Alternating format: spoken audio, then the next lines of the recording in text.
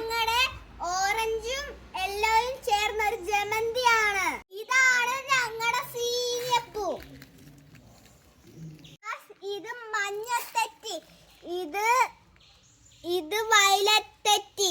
ഇതാണ് ഞങ്ങളുടെ വീട്ടിലുള്ള ബ്രൈഡൽ ബൊക്ക.